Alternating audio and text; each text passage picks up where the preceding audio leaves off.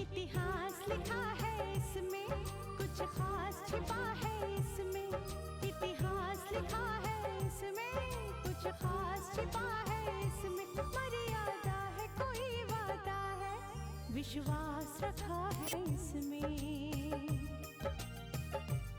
सात फेरों से मिला ये तो उपहार है, मेरा श्रृंगार है, मेरा श्रृंगार है, मेरा श्रृंगार है, मेरा श्रृंगार है।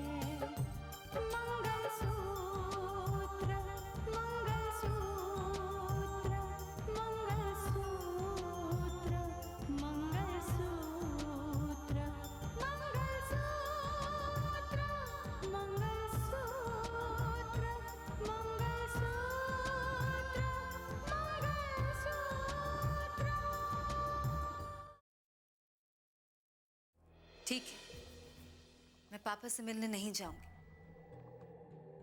इंस्पेक्टर चौधरी के पापा ये कौन है? पापा वो एक जेल में जेलर है। तुम एक काम करना, जो कोई भी बाहर से आए ना, तुम अपने कमरे से बाहर नहीं निकलना, ठीक है? अब ठीक है? ठीक है। अगर आप कहें तो कल ही ग्रह शांति पूजा कर लेते हैं। जी हाँ, बिल्कुल। हाँ जजमान, अक्षय तृतीया के दिन किसी भी मुहूर्त को देखने के लिए जरूरत नहीं होती है। मैं भी जानता हूँ, लेकिन ये मीटिंग बहुत इंपॉर्टेंट है। देखो, अगर ये मीटिंग इतनी इंपॉर्टेंट नहीं होती ना तो मैं रुक जाता। I have to go Ritika, please try to understand. दुख और परेशानियां हमसे कोसों दूर चली जाएंगी। देखते हैं। कावेरी, कभी कभी तो ऐसा लगता है कि जितनी भी परेशानियां हैं, जितनी भी तकलीफें हैं, उन्हें सिर्फ इसी घर का पता याद है। जितनी भी उलझनें आती हैं वो मेरे परिवार के सदस्यों के साथ ही आती हैं। समझ में नहीं आता कैसा क्यों होता है। सच कहूं तो कावेरी, इन हालातों से मैं थक गया हूं।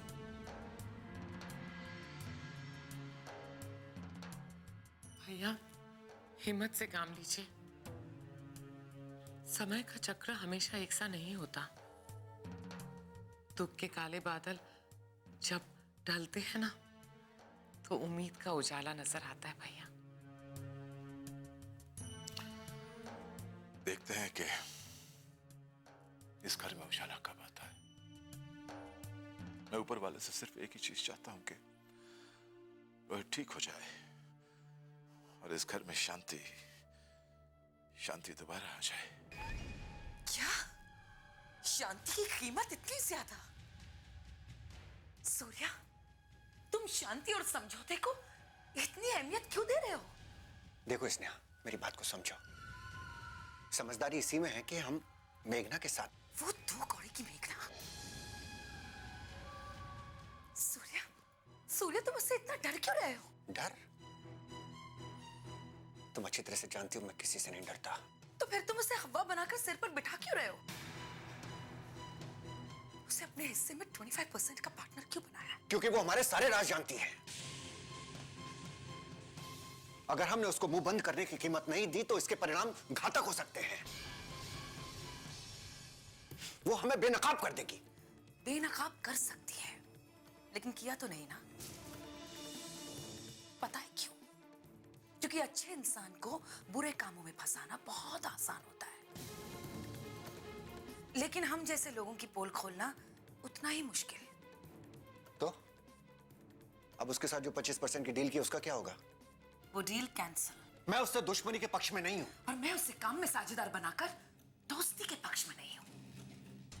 ठीक है, अब आप एक काम कीजिएगा, आप खुद ही फोन करके इस डील को कैंसिल कीजिए। मैं उसे फोन नहीं करने वाला।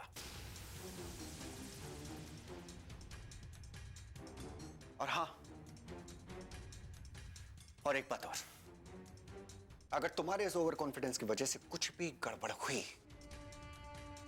तो इसकी जिम्मेदार सिर्फ तुम होगी।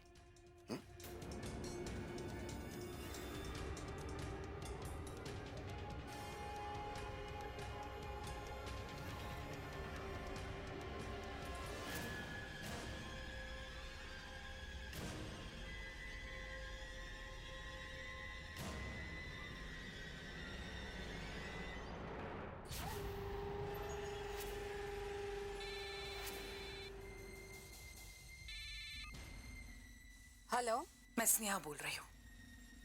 बोलो स्नेहा, कैसे याद किया? तुमसे उस डील के बारे में बात करना चाहती हूँ जो हमारे बीच हुई है। ओह, वो डील जिसमें मेरी 25% की हिस्सेदारी है। हाँ, मैं उस डील को और मजबूत करना चाहती हो, मेरी हिस्सेदारी को बढ़ाना चाहती हो। दिन में सपने देखना बंद कर दो मेघना। अपनी औकात को पहचानो। स्नेहा! चिल्लाओ मत, वरना तुम्हारे हौसले की बुनियाद हिल जाएगी। तुम मुझे धमकी दे रही हो? नहीं, समझा रही हूं। हमारे बीच हुई डील अब कैंसिल। हम तुम्हें अब फूटी कौड़ी भी नहीं देंगे। तुम मेरी दुश्मनी को खुला न्योता दे रही हो? तुम मुझे चैलेंज कर रही हो? तुम अपना सर्वनाश करने के लिए मुझे उकसा रही हो। समझ में आया स्नेहा? भौंकने वाले कुत्ते सिर्फ भौंकते ही रहते हैं, काटते नहीं। और तुम मेरा कुछ नहीं बिगाड़ सकती मेघना, समझी?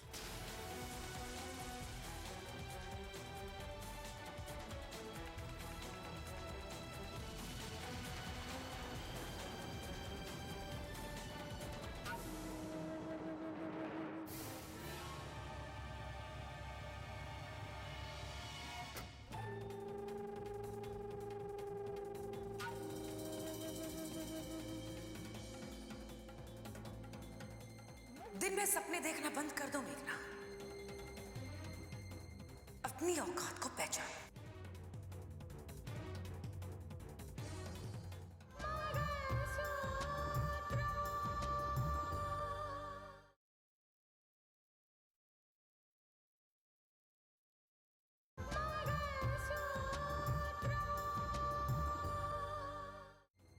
अपनी औकात को पहचानो, वरना तुम्हारे हौसले की बुनियाद हिल जाएगी। हमारे बीच हुई डील अब कैंसिल। हम तुम्हें अब फूटी कौड़ी भी नहीं देंगे। भौंकने वाले कुत्ते सिर्फ भौंकते ही रहते हैं, काटते नहीं। और तुम मेरा कुछ नहीं बिगाड़ सकती मेघना, समझी? स्नेहा, तुम्हें अपनी शातिरी पर बहुत घमंड है ना कि मैं कुछ भी नहीं कर सकती। देखो, अब मैं क्या कर सकती हूँ।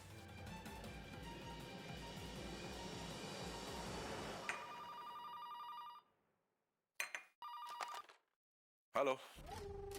हाँ, जज साहब बोल रहे हैं? जी हाँ, बोल रहा हूँ। आप कौन बोल रहे हैं?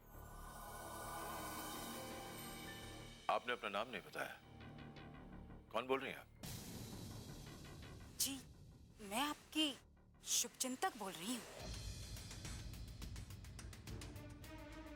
शुभचिंतक? मैं कुछ समझा नहीं। मैं आपकी भलाई चाहती हूँ जज साहब। देखिए, भलाई का नाम लेकर आप पहेलियां मत बुझाइए। आप ये बताएं कि आप कौन हैं और आप क्या चाहती हैं मुझसे। सॉरी जज साहब, मैं अपना नाम नहीं बता सकती, लेकिन आपके काम की बात बता सकती हूँ। ठीक है, अगर आप अपना नाम प्राइवेट रखना चाहती हैं, मुझे नहीं बताना चाहती तो कोई प्रॉब्लम नहीं, कोई एतराज नहीं मुझे। ये बताएं कि क्या काम है आपको मुझसे। सिर्फ काम की नहीं, वो बात आपके फायदे की भी है। देखिए, फायदे नुकसान की आप बात मत कीजिए। आप ये बताएं कि आपका फोन करने का मकसद क्या है, वरना मैं फोन डिस्कनेक्ट कर दूंगा। नहीं जज साहब, आप फोन डिस्कनेक्ट मत कीजिए। आप मेरी बात ध्यान से सुनिए। मैं आपको रोहित के एक्सीडेंट के बारे में कुछ रहस्यमय बात बताना चाहती हूँ। रोहित के एक्सीडेंट के सिलसिले में आप मुझे कुछ बताना चाह रही हैं?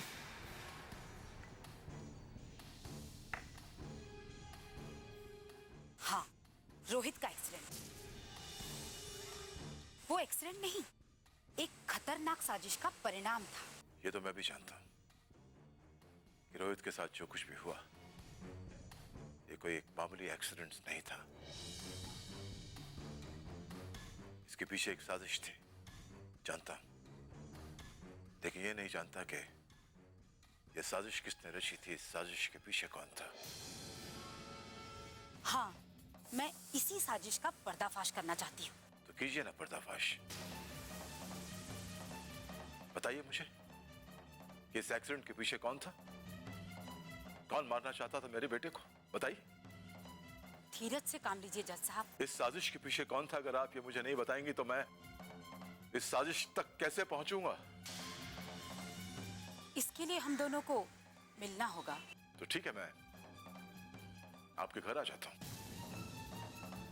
मैं थोड़ी देर में आपको फोन करूंगी। मैं अपनी सीक्रेट जगह बताऊंगी, हम लोग वहीं मिलेंगे। लेकिन हाँ, आप अकेले आइएगा। ओके।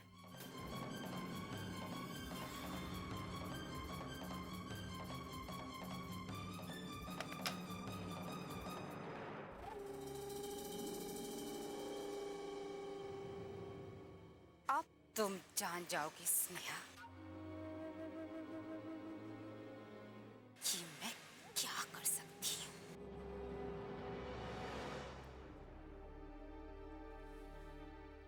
रोहित के एक्सीडेंट के पीछे साजिश के पीछे कौन है ये फोन कॉल मुझे कुछ समझ में नहीं आया।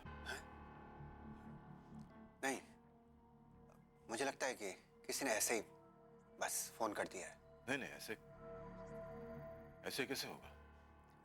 क्या ना भाई जी कि आपको तो पता है कि रितिका की वजह से हमारे आजकल कितने दुश्मन पैदा हो गए हैं। हो सकता है किसी ने मजाक किया हो। सूर्या, इस तरह का कोई भद्दा मजाक कोई क्यों करेगा हमारे साथ, क्या जरूरत है। हो सकता है कि बस हमें परेशान करने के लिए किसी ने ऐसा किया हो। देखो सूर्या, इससे पहले भी रोहित के एक्सीडेंट का राज, इसके पीछे क्या साजिश है, हमें पता चलनी थी।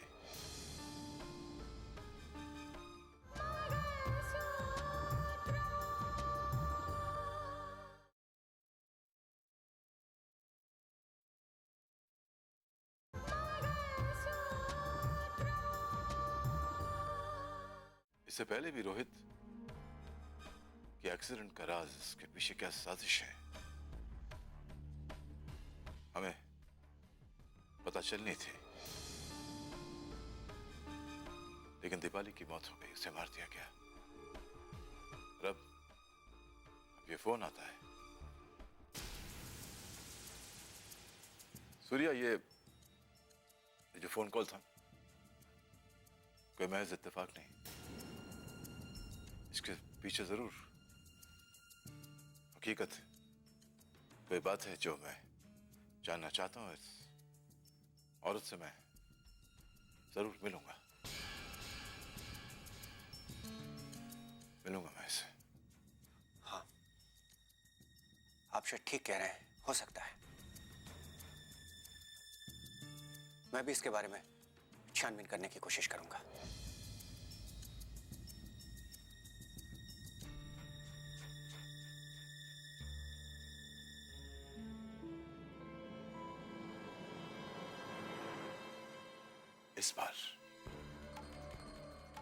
इस बार मुझसे कोई चूक नहीं होगी।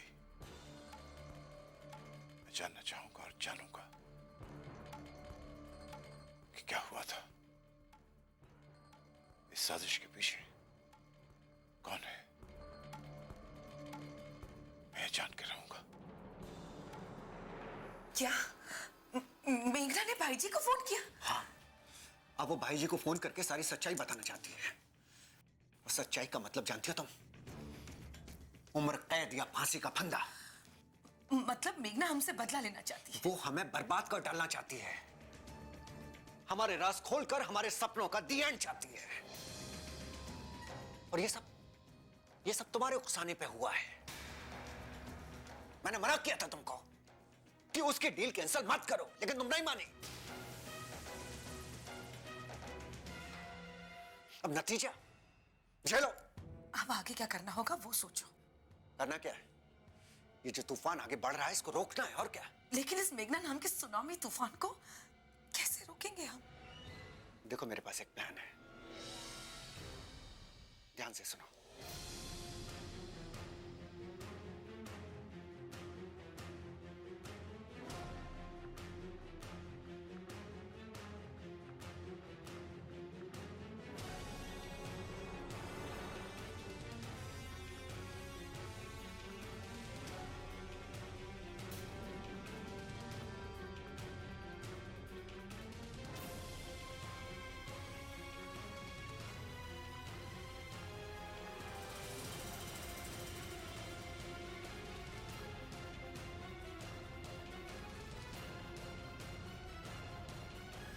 लेकिन ये सब हम कैसे करेंगे? चिंता मत करो।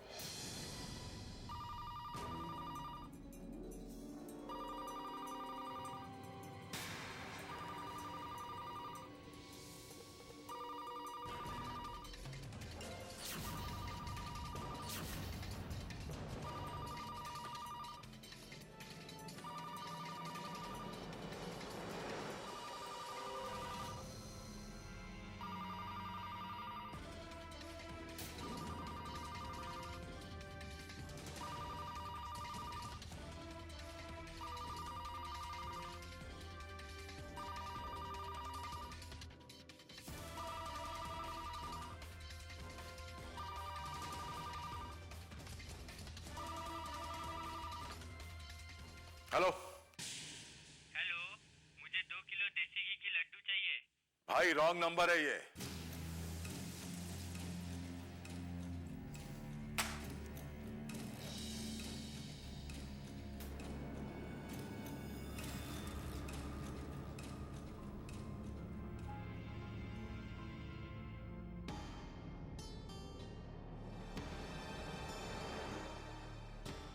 मैं आता हूं भाई जी। तुम कहाँ जा रहे हो? वो मार्केट जा रहा हूं, पूजा के लिए कोई खास सामग्री की जरूरत है।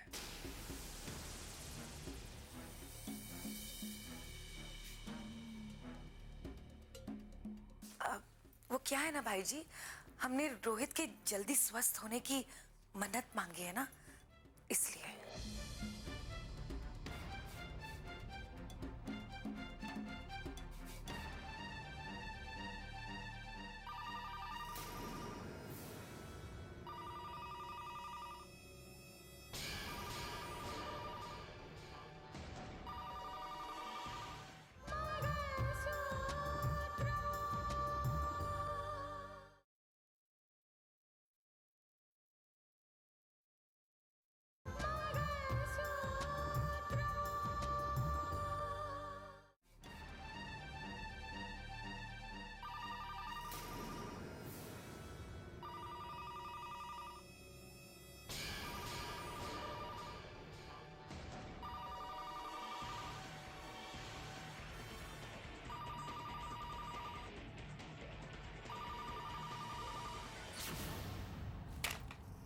हेलो, जी हाँ, बोल रहा हूं।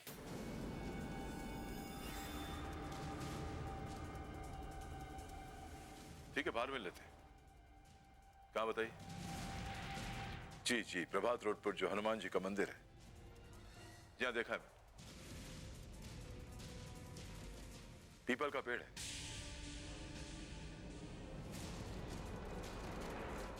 आप लाल गाड़ी में आएंगे? ठीक है, मैं पहुंचता हूं। ओके। सूर्या, उसी औरत का फोन था, मैं जरा मिलकर आता हूं। मैं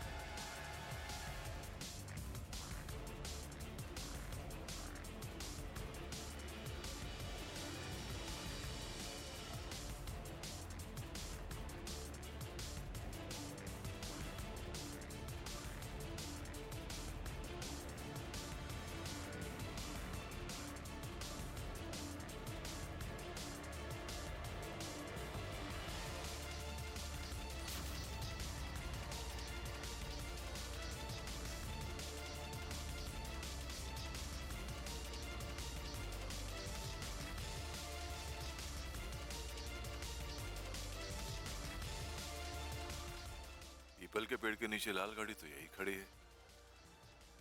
क्या यही होगी? ये जो भी है बाहर क्यों नहीं आ रही? शायद नहीं चाहती होगी कि मुझसे बात करते हुए इसे कोई देख ले। चलो मैं ही देखता हूं।